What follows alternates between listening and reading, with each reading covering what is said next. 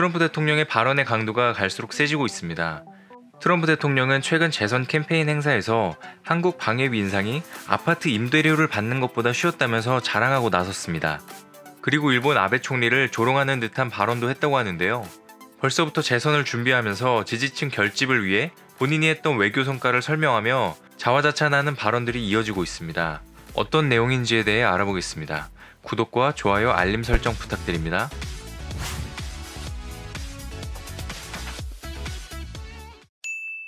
안녕하세요. 세상 모든 잡다한 지식을 알려드리는 잡시광입니다.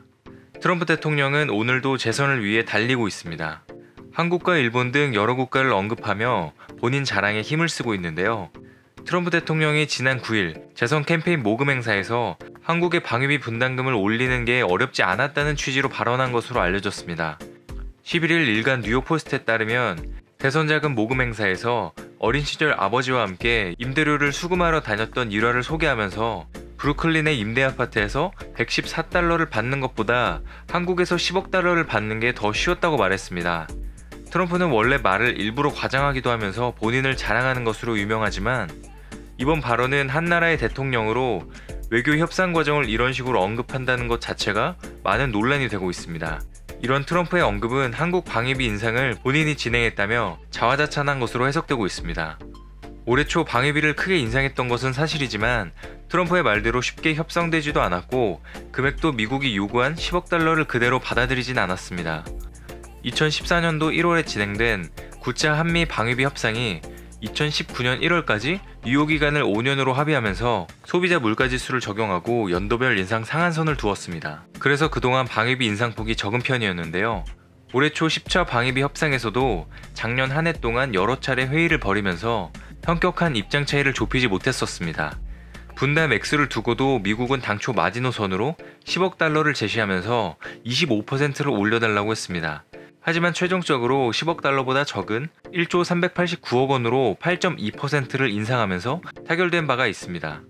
보통 분담금 협상 기간이 2년에서 5년 사이인데 이번에는 기한을 1년으로 하면서 바로 내년에 또다시 방위비 인상을 하기 위한 행동으로 보입니다. 트럼프 대통령은 한국은 훌륭한 TV를 만들고 번창한 경제를 갖고 있다고 언급하면서 우리가 왜 그들의 방위비를 부담해야 하는가 라고도 말했습니다.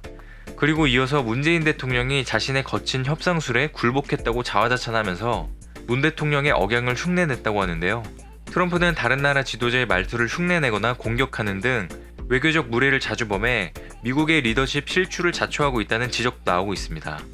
트럼프 대통령은 자신의 터프한 협상 과정을 말하면서 영웅담을 이야기하듯이 설명했습니다.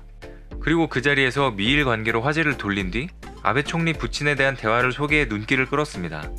트럼프 대통령은 아베 부친인 아베 신타로가 2차 세계대전 당시 가미가제 특공대에서 훈련받은 사실을 거론하며 아베 신조 총리에게 당시 가미가제 특공대가 술이나 약에 취해 있었냐고 질문했더니 아베 총리가 그에 대해 답변한 것을 듣고 그의 일본어 발음을 따라하는 등의 모습을 보이면서 조롱에 가까운 흉내를 냈다고 합니다. 뉴욕포스트는 트럼프 대통령이 본인 자랑을 하는 수단으로 한국과 일본 같은 동맹국들을 놀리고 있다고 지적했습니다. 트럼프 대통령은 동맹국을 조롱하는 반면에 김정은 국무위원장에 대해선 이번 주 김 위원장과 아름다운 편지를 받았다. 우리는 친구다. 사람들은 김 위원장이 나를 볼 때 항상 웃고 있다라고 말한다며 그동안 미국 정상들이 하지 못한 북한과의 친분을 과시하기도 했습니다. 이날 연설 동영상은 공개되지 않아 어떤 식으로 흉내내는지 불분명하지만 미국 언론들에 따르면 트럼프는 평소에도 백악관에서 회의를 할 때도 종종 다른 지도자들을 흉내내면서 연습을 한다고 하는데요. 예전에 중국의 시진핑 주석, 인도의 나렌드라 총리 등 만나는 지도자들마다 흉내를 내고 있습니다. 흉내뿐 아니라 예전에도 트윗을 통한 직설적인 조롱 등으로 독일, 프랑스, 캐나다 등 동맹국 정상을 공격해 외교적 논란이 끊이지 않고 있습니다. 트럼프 대통령의 돌발 행동과 발언은 현재 진행 중으로 어디까지 이어질지 주목되고 있습니다. 시청해주셔서 감사합니다. 오늘도 행복한 하루가 되시길 바라겠습니다.